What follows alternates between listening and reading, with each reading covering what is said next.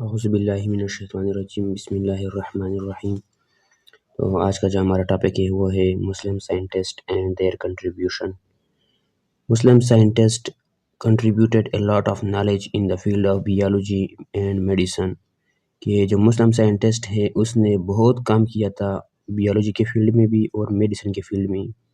اس کا جو مطلب ہے نا کنٹریبیوشن، یہ اس کا مطلب یہ ہے کہ جو مسلم سائنٹسٹ ہے اس نے کیا کام کیا تھا، مطلب یہ جو بیالوجی کا فیلڈ ہے یا سائنس کا فیلڈ ہے، سائنس کے فیلڈ میں کیا کام کیا تھا۔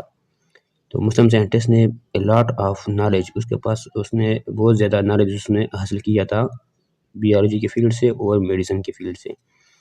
دا major contribution duration is from 8 to 15 century.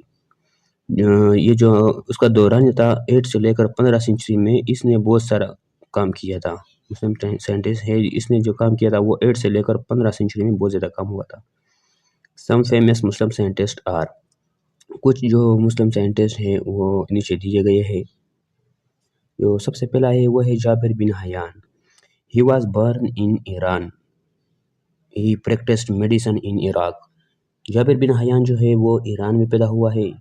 یہ اس کا تاریخ ہے، مطلب اس کا ڈیوریشن ہے کہ 721 سے لے کر 815 AD تک اس کا مطلب ٹائم تھا۔ یہ جب پیدا ہوا تھا 721 کو پیدا ہوا تھا اور 815 کو اس کا انتقال ہو گیا تھا، وفات ہو گیا تھا۔ تو یہ جب پیدا ہوا تھا یہ ایران میں پیدا ہوا تھا اور اس نے میڈیسن کی پریکٹس کی تھی عراق میں۔ He wrote a number of books on plant and animals.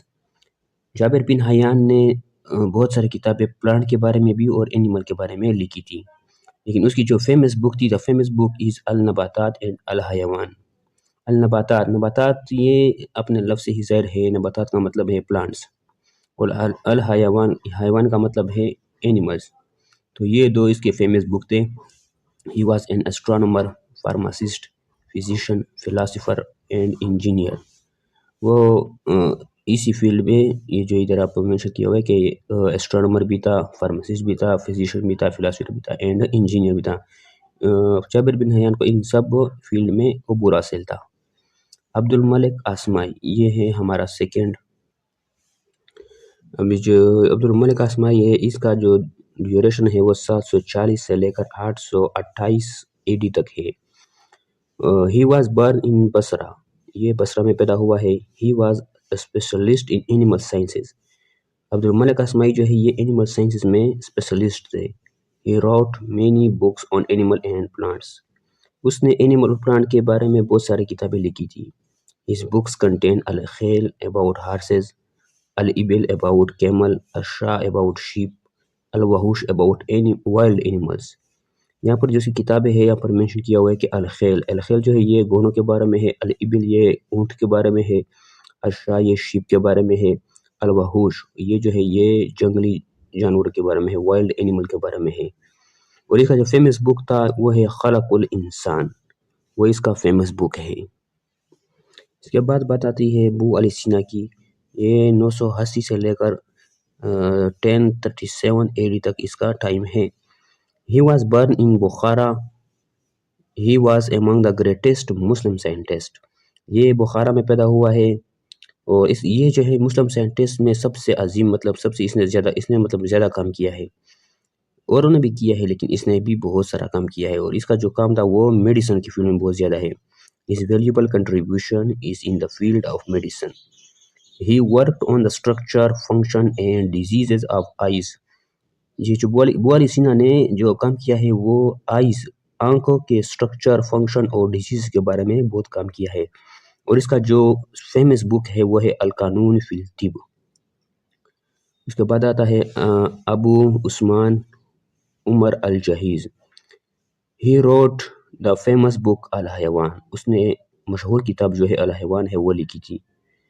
He describe the seasonal migration of fish in river. Abu Usman جو ہے اس نے وہ کیا تھا سیزنل مائگریشن آف فش جو ہے ریور میں، اس کو ڈسکرائب کیا تھا اچھی طرح سے۔ He also describe the life system of ant, جو چونٹی ہوتی ہے، آنٹ ہوتے ہیں چونٹیاں، اس کے لائف سسٹم ہے اس کو بہت اچھی طرح سے ڈسکرائب کیا تھا ابو عثمان نے۔ اس کے بعد جو آتا ہے وہ آتا ہے الفارابی۔ اس کا ہے 870 سے لے کر 950 AD تک اس کا ٹائم ہے۔ He wrote 2 books, Kitab al-Nabatat and Kitab al-Hayawanat. इसने भी 2 किताब लिखी थी, किताब al-Nabatat और किताब al-Hayawanat.